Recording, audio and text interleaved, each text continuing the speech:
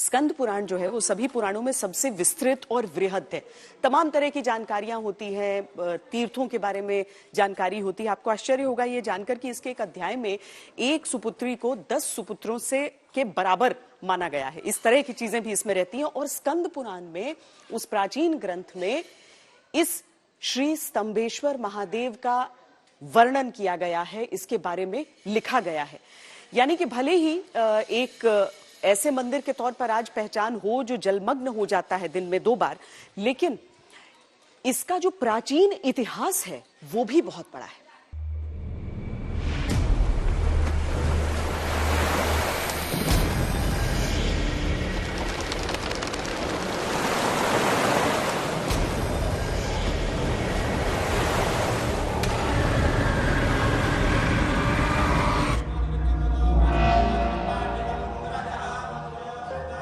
ये शिवलिंग कितना पुराना है?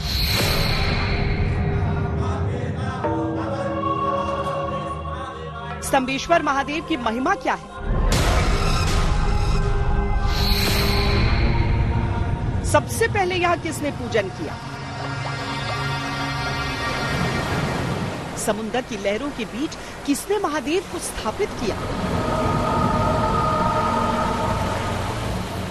दरअसल स्तंभेश्वर महादेव का वर्णन शिव पुराण के रुद्र संहिता में है। इसके अलावा स्कंद पुराण में भी स्तंभेश्वर महादेव का उल्लेख है। स्कंद पुराण के अनुसार स्तंभेश्वर महादेव मंदिर का शिवलिंग महादेव के समय से इस स्थान पर है। बात सदियों नहीं, युगों पुरानी है।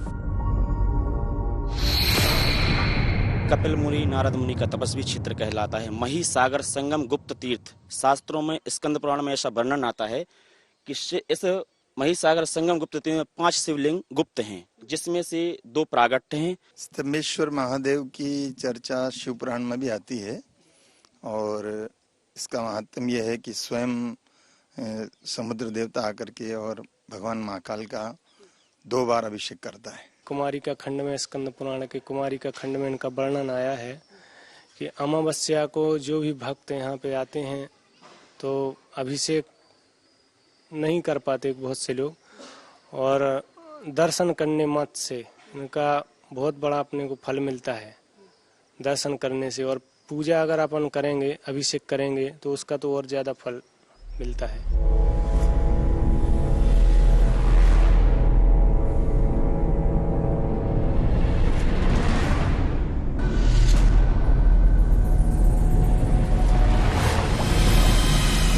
सदियां बीती, युग बीते।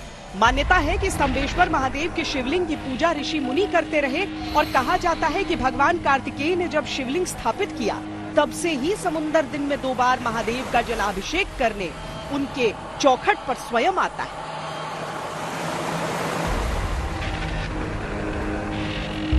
अब नासा की एक रिपोर्ट देखिए, जिसके अनुसार गुजरात का यह तटीय क्षेत्र भारतीय क्षेत्रों की तुलना में सबसे ऊंचे ज्वार भाटे को अनुभव करता है और 90 मील लंबी खाड़ी का फनल यानी कीप जैसा आकार ज्वार की ऊंचाई को और बढ़ाता है। विष्णु पुराण में इस क्षेत्र के टाइडल रेंज या ज्वार के दायरे को 510 अंगुल कहा गया था। आज के हिसाब से ये गणना करीब 32 फीट है, जो आज की स्थिति में भी प्रामाणिक है। अद्भुत है भारतवर्ष का प्राचीन ज्ञान, जो सदियों सदियों से विज्ञान की ऐसी समझ रखता था।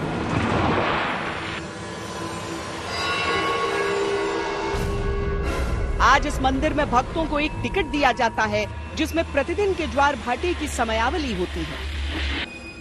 किस समय लोग अब आ सकते हैं? डेली अलग अलग टाइम होता है। गुजराती तिथि के अनुसार पानी आता है। जैसे आज सातम है तो आज पानी 11 बजे आए, 11 बजे दर्शन होगा और 6 बजे पानी आएगा। तो ये सारी चीजें आपके पास ये इसकी जानकारी को लेकर रहती हैं? हाँ, ये जानकारी हम डेली देते हैं।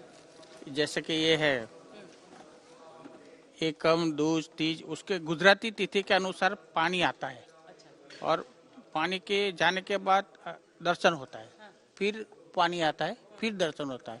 यानी कि 24 घंटे में 12 घंटा दर्शन होता है और 12 घंटा पानी रहता है। हम सवेरे लगभग 11 बजे दर्शन के लिए पहुंचे थे। रात का पानी अब पूरी तरह गर्भगृह से बाहर निकल चुका था और सफाई चल रही थी।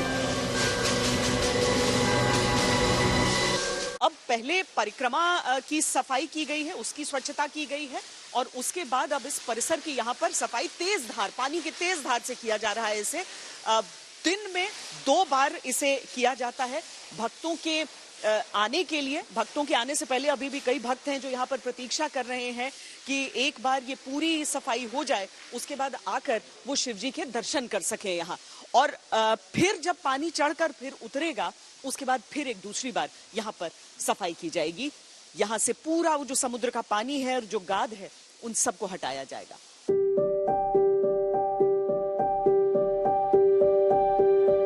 समुद्र का पानी जैसे ही उतरना शुरू होता है, वैसे ही मंदिर की सफाई आदि के बाद भक्तों का रेला भी महादेव के दर्शनों के लिए उमड़ पड़ता है।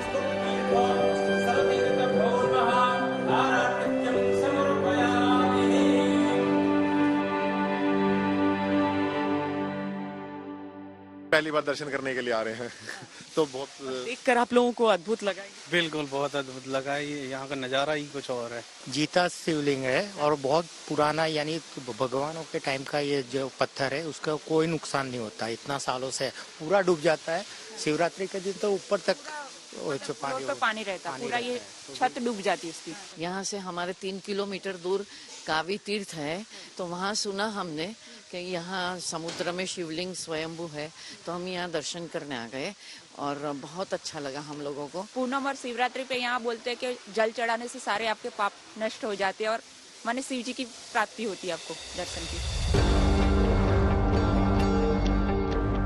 जिन्हें दर्शन का अवसर मिल जाता है वो स्वयं को धन्य समझता है, क्योंकि वो देख चुका होता है कुदरत का वो अद्भुत, अविश्वसनीय, अकल्पनीय दृश्य, जहां स्वयं समुद्र शिवलिंग का जलाभिषेक कर रहे होते हैं।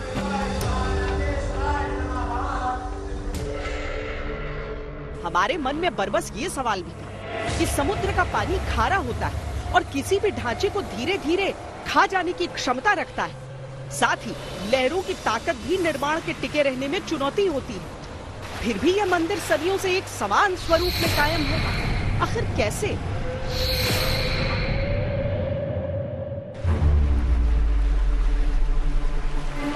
दिन में 2 बार शिवलिंग समेत मंदिर का मुख्य हिस्सा समुद्र के खारे पानी में डूब जाता है। फिर सैकड़ों वर्षों से मंदिर के निर्माण को कौन सी शक्ति बचाती है?